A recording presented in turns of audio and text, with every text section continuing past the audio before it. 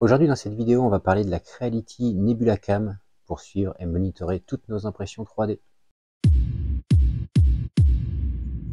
Salut, c'est Sylvain. Alors, c'est avec un petit peu de difficulté que je reprends à faire les vidéos. J'étais malade, je suis resté au lit une bonne semaine et c'est encore difficile aujourd'hui, mais j'ai un petit peu de courage, j'ai un petit peu de motivation, donc je vais vous parler de cette petite caméra qui va nous permettre de suivre et de monitorer et d'être normalement averti en cas de problème sur une de nos impressions 3D. Donc il s'agit de la Creality Nebula Camera, donc toute petite caméra qui est fournie et livrée dans une toute petite boîte comme ça, avec un petit trépied, le cordon USB qui est intégré. Le gros intérêt de cette caméra, c'est pas tant de faire des time-lapse, encore que chacun voit midi à sa porte, mais moi je me suis commandé cette petite caméra pour principalement monitorer et avoir l'avertissement en cas de problème. Cette caméra est censée nous avertir dès l'instant qu'il y a quelque chose qui va tomber sur le plateau d'impression, dès l'instant qu'on va avoir des spaghettis, que la pièce se décolle du plateau, des choses comme ça. En tout cas, en cas de problème, on est censé être averti sur notre téléphone via l'application.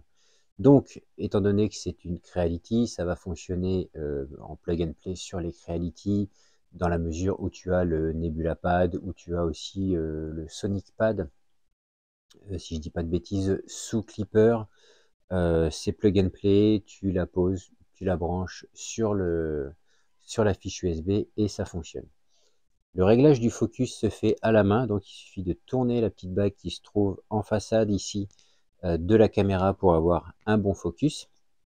Résolution 1920 par 1080p et enregistrement ou pas des timelapses, ça c'est toi qui le détermine dans les paramètres, on verra ça ensuite. Donc comme je le disais, est livré avec un petit trépied qui te permet de poser ta caméra bien, un petit peu là où tu en as envie. Mais je me suis dit que j'allais plutôt imprimer un petit support pour que la caméra soit suive un axe en particulier, soit ait une position et que en fait le trépied n'encombre pas, on va dire, façon de parler, autour de l'imprimante 3D. Donc dans un premier temps, je me suis imprimé hop là, ce petit support, je vais poser la caméra. Ce petit support avec une vis en plastique. Ce petit support te permet de fixer la caméra sur l'axe X, en fait sur la partie qui monte et qui descend, donc c'est à la fois X et Z si tu vas par là, ce qui fait que la caméra va suivre la hauteur de la buse tout au long de l'impression. Donc pour ça, tout simple, hein, il suffit hop, de dévisser, enfin de ne pas mettre finalement le petit trépied qui est fourni avec, et de simplement venir mettre la caméra sur son support et la visser avec le petit écrou. Voilà. Et on vient clipser ça sur notre axe. Donc la caméra, de toutes les manières, sur elle-même, elle peut pivoter sur elle-même, elle peut pivoter de haut en bas. Donc en fait, les possibilités d'angle de vue sont assez grandes et on peut la poser du coup un petit peu n'importe où. Ensuite, j'ai voulu essayer un autre système de support, cette fois-ci qui, hop, qui est en deux parties. Donc le support vient se clipser ici de l'autre côté du coup du même axe sur en fait le portique, sur le bas du portique. Donc on vient clipser ça sur le bas du portique et il suffit d'en ficher. Il n'y a pas besoin de la caméra rentre à forcer. Et en fait, on a une vue depuis l'angle avant gauche du plateau, mais toujours à la même hauteur. Donc finalement, je suis resté sur ce petit support. Bon, j'ai les deux, mais finalement, je suis resté sur ce petit support qui permet de suivre et de monter avec la hauteur en Z au fur et à mesure de l'impression. Donc ce que je te propose, c'est qu'on aille voir un petit peu le branchement, les réglages. Encore que les réglages sont très très basiques, mais il y a deux trois petites options que l'on peut cocher. Et puis je te montrerai un petit peu le rendu de timelapse, même si c'est pas vraiment ce pourquoi je l'ai acheté, et puis on va faire des tests également de voir si la détection IA, donc des anomalies, fonctionne bien, et si on est alerté en temps réel s'il y a un problème lors de l'impression, ou si elle croit qu'il y a un problème lors de l'impression. Ok, donc on se retrouve à côté de la petite Under 3 V3 KE. Donc on va venir brancher la caméra sur un des ports USB de la machine, et donc elle est toujours fixée sur son petit support que je vais venir clipper lui-même simplement sur l'axe. Et donc comme on peut le voir,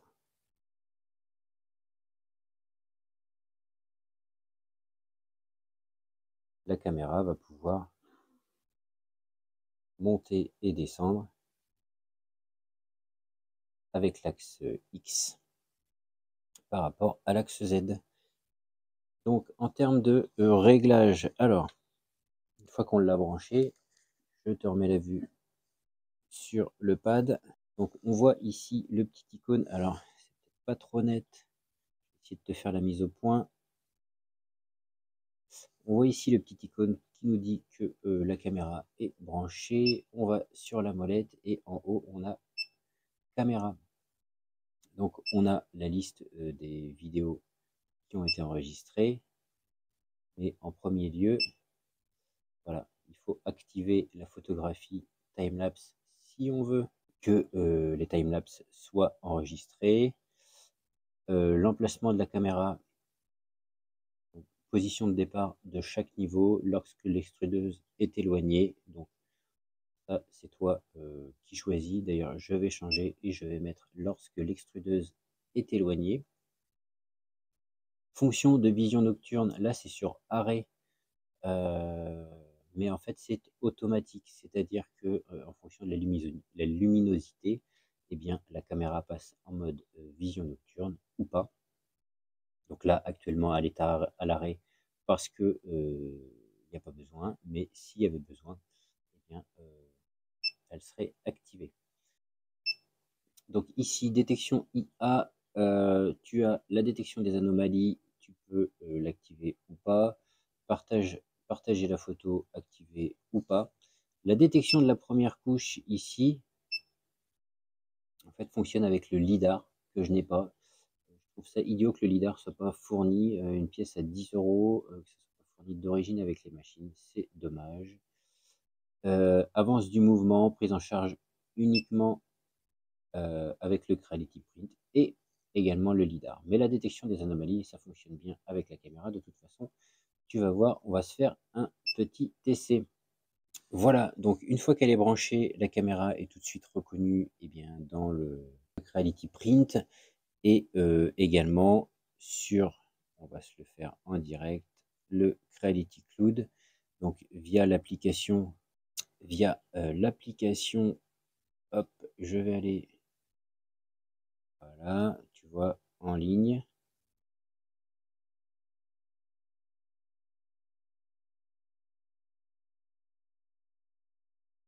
Et voilà, donc tu vois, si je passe ma main, là, ça fonctionne. Il n'y a pas plus de paramétrage que ça. Ce que je te propose, c'est qu'on voit si la caméra détecte bien les anomalies. Ok, donc j'ai lancé l'impression du Banshee de base. Donc, ce que je vais m'amuser à faire, c'est de jeter ce petit bout de filament sur le plateau et on va voir si la caméra me détecte une anomalie et me l'annonce sur mon téléphone. Donc, je vois ma main au-dessus, un peu raté. On va essayer de se la refaire. Bon, j'ai pas eu d'anomalie détectée là pour l'instant.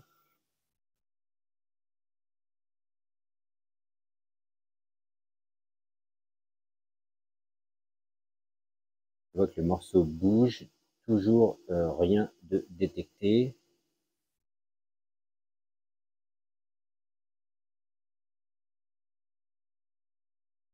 Parce que je sais que c'est que de toute façon ça fonctionne parce que j'ai eu 2-3 problèmes là récemment et ça m'a bien détecté les anomalies. Bon là, visiblement, le petit bout de fil, ça fait ni chaud ni froid à la caméra. Donc on va recommencer.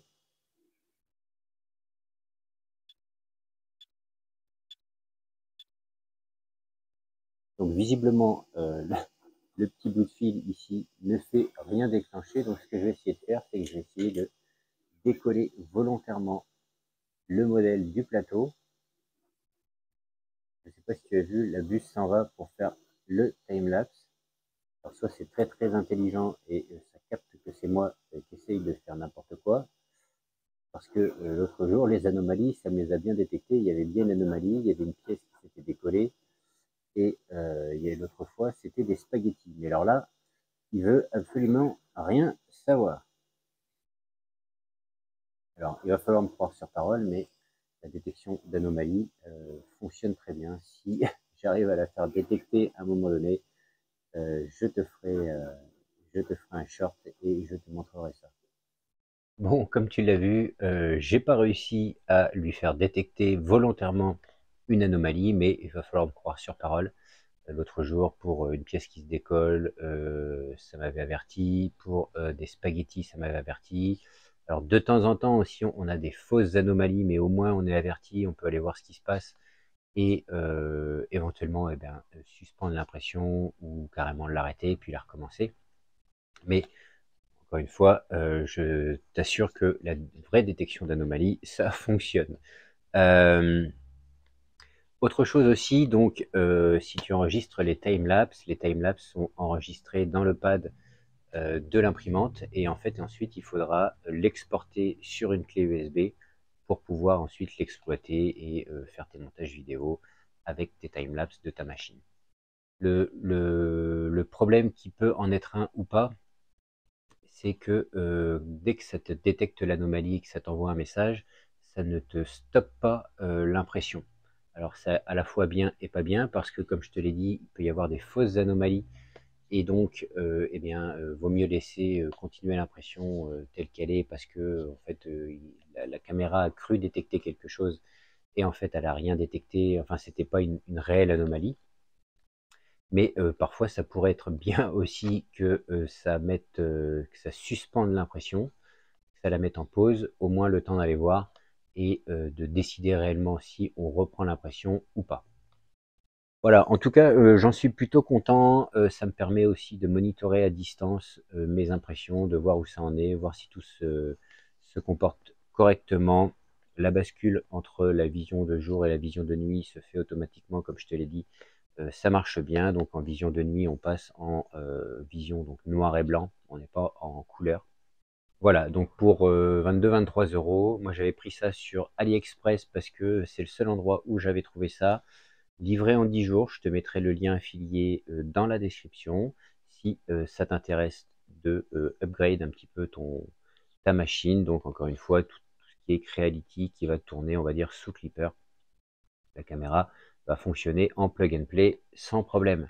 Moi, je te laisse là-dessus. Je te retrouverai dans une prochaine vidéo pour un petit bricolage que j'ai commencé il y a un petit moment, mais la maladie m'a contraint d'arrêter et où j'ai eu besoin d'ailleurs de l'impression 3D pour me modéliser 2-3 petites pièces et faire en sorte que ça fonctionne.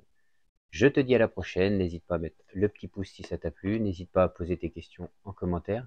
N'hésite pas à t'abonner. Je te dis à plus. Salut!